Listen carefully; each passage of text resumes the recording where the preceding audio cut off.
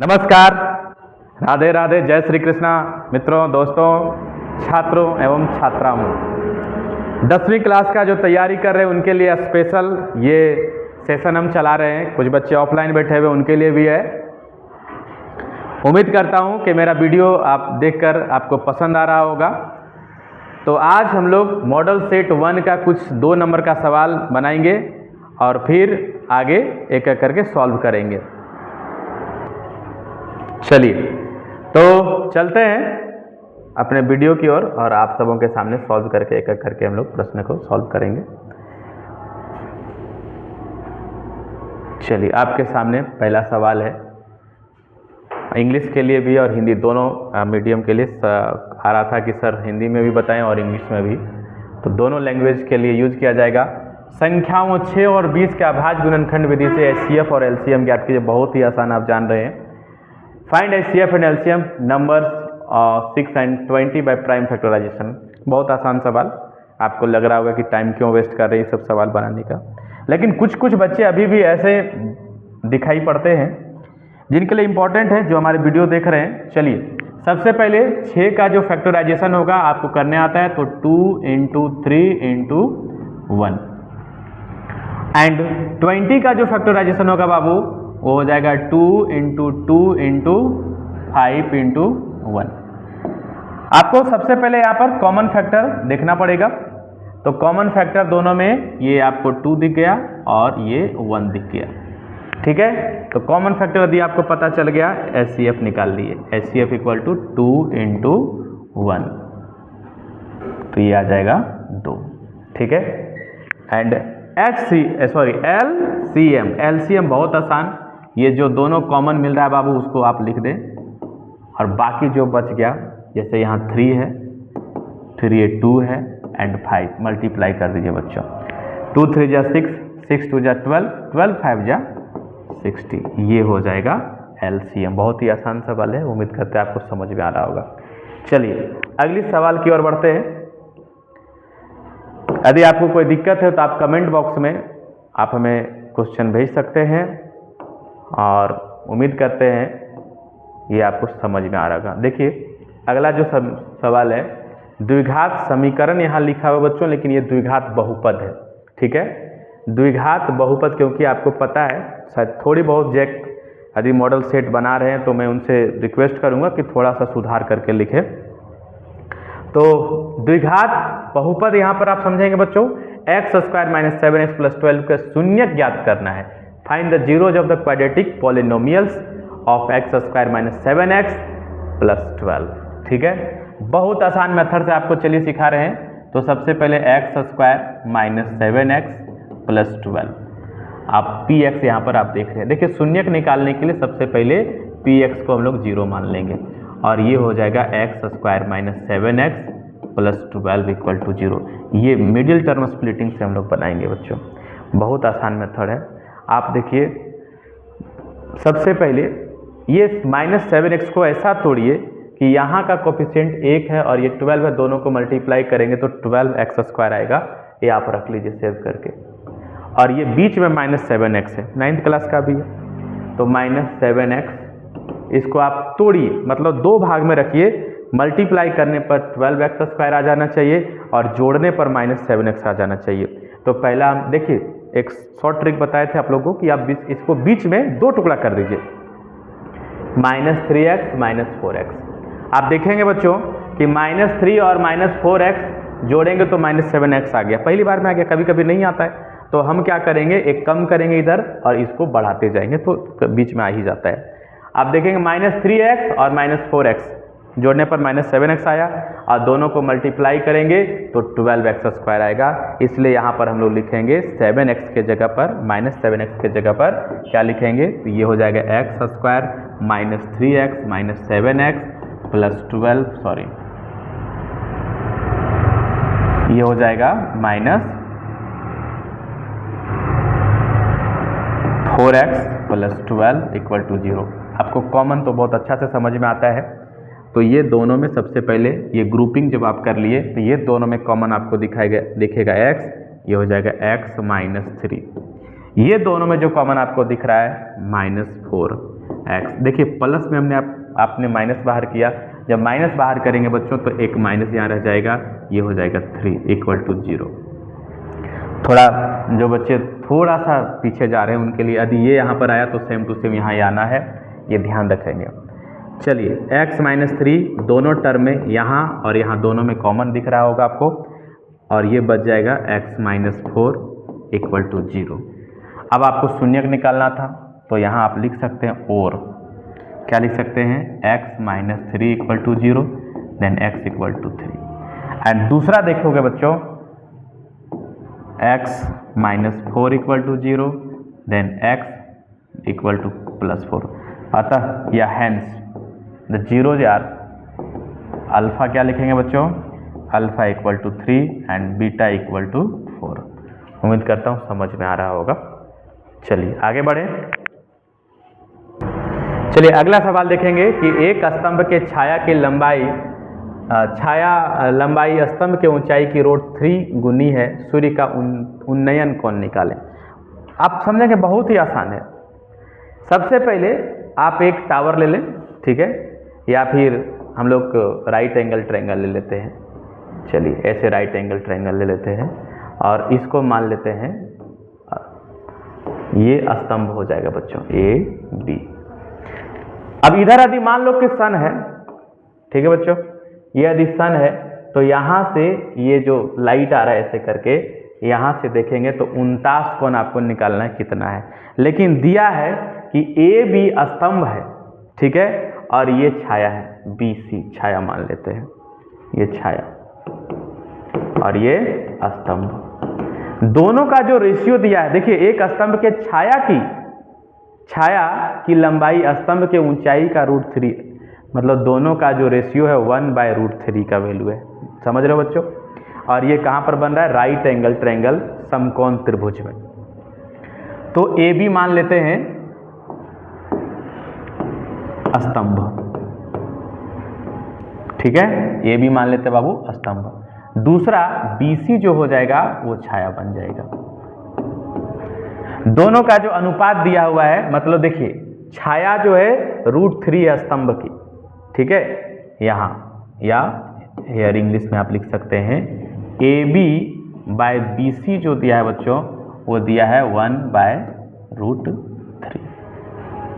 आपको निकालना है कि ये उन्नयन कोण एंगल ऑफ एलिवेशन कितना होगा।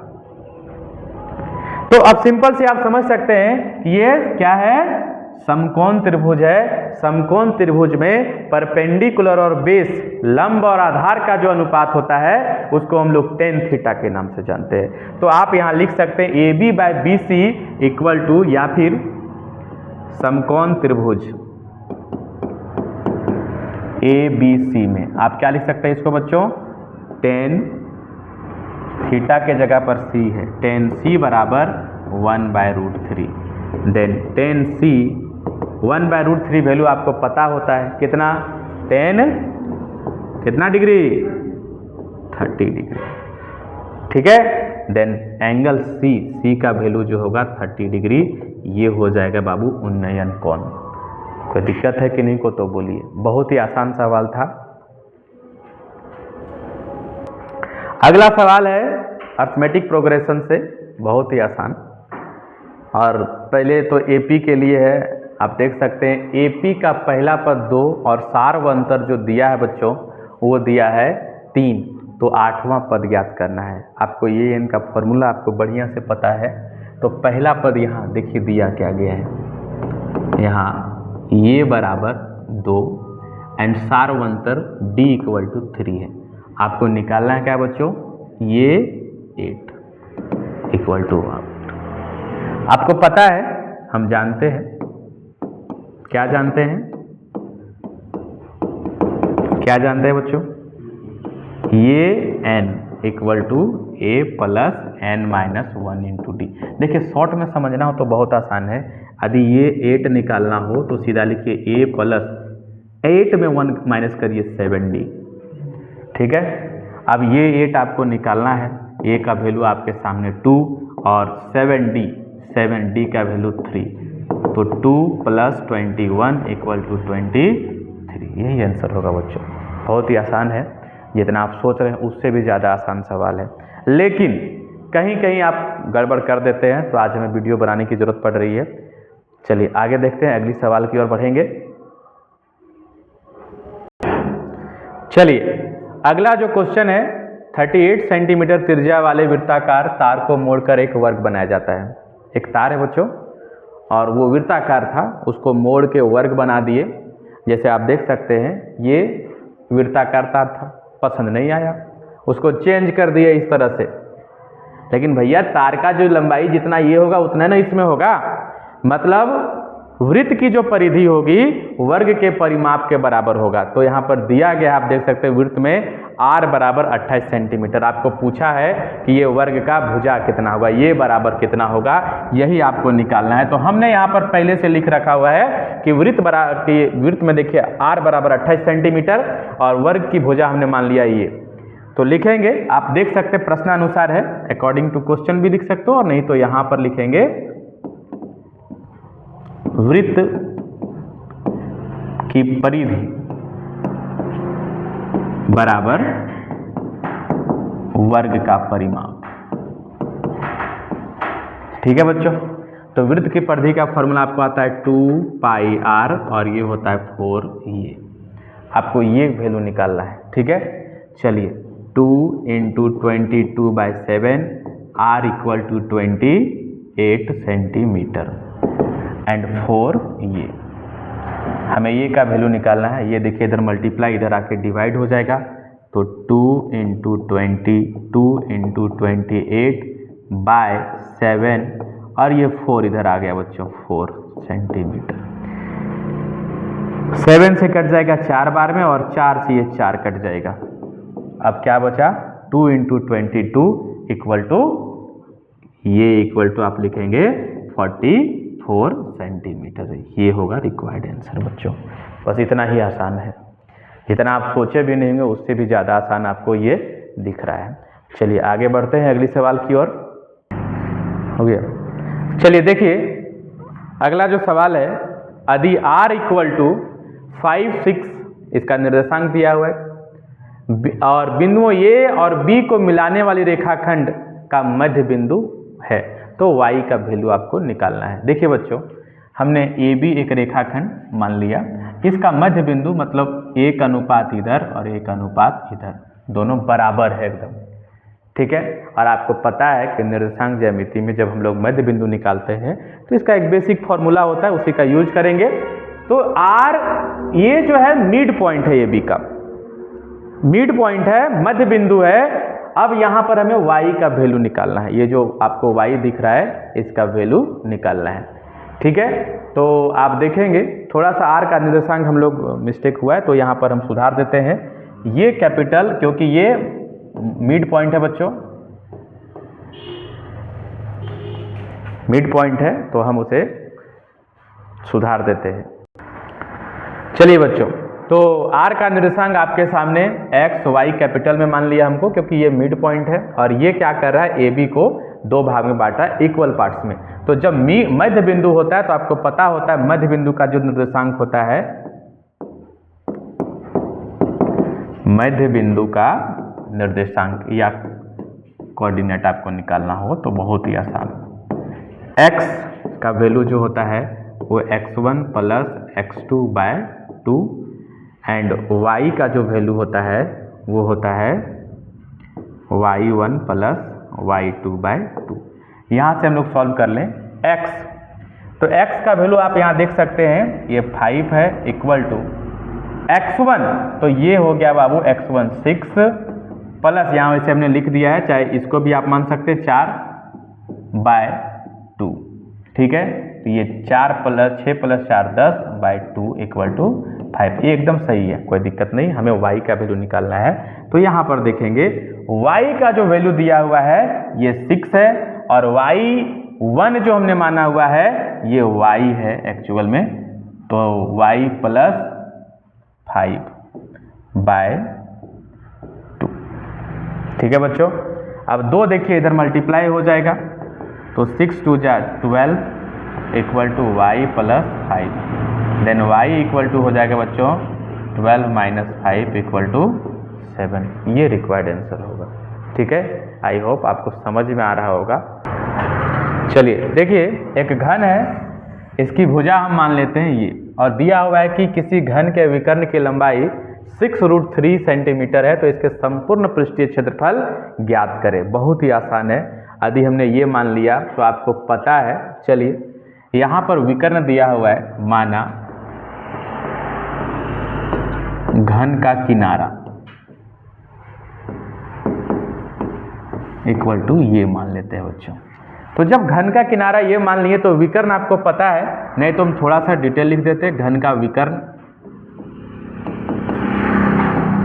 ये फॉर्मूला होता है √अंडर ये स्क्वायर प्लस ये स्क्वायर प्लस ये स्क्वायर। ठीक है, और यदि शॉर्ट में लिखना चाहो तो ये हो जाएगा √3 ये स्क्वायर या √3, जैसा कि हमने यहाँ लिखा भी है। जबकि इसका वैल्यू आपके पास पहले से है कितना, 6√3 सेंटीमीटर। तो जब ये निकालोगे बच्चों, देखो ये √3 इधर मल्टीप्लाई इधर आके डिवाइड हो जाएगा, तो 6√3 सेंटीमीटर बाय √3 कट जाएगा बच्चों, 6 सेंटीमीटर ये आया।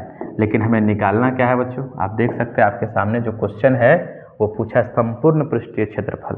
घन का संपूर्ण पृष्ठीय क्षेत्रफल मतलब टोटल सरफेस एरिया TSA, घन का संपूर्ण पृष्ठीय क्षेत्रफल, या शॉर्ट में आपको TSA भी आप लिख सकते हैं। ये फॉर्मूला होता है इसका 6 ये स्क्वायर। तो 6 लिखेंगे, ये का वैल्यू आपके सामने दिया हुआ है, दिया हुआ तो नहीं था, हमने निकाला 6 इंटू 36 सेंटीमीटर स्क्वायर, और 36 का टेबल यदि आपको आता है तो 36 छक 216 216 सेंटीमीटर स्क्वायर। चलिए, आज हमने क्या किया, 2 नंबर का सवाल आपको जो सेट का था उसको बनाया। उम्मीद करते हैं आपको समझ में आ रहा होगा मित्रों, दोस्तों और हमारे प्यारे छात्र एवं छात्राओं। आप हमारे चैनल को अवश्य सब्सक्राइब करें। चलिए विदा लेते हैं, मिलते हैं अगले दिन एक नए अंदाज में। तब तक के लिए धन्यवाद। जय हिंद, जय भारत।